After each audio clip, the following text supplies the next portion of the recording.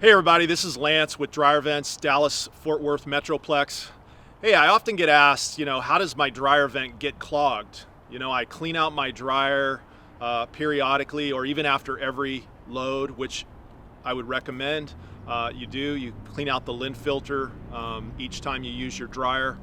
But dryer vents get clogged inevitably because small little balls of lint just build up over time, over usage of your dryer. And the only way to get it out is to have it professionally cleaned.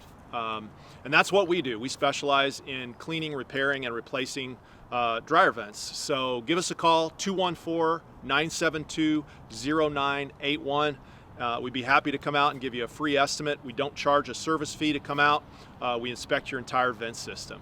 Or you can check us out on the internet at texasdryervent.com. Thanks for watching.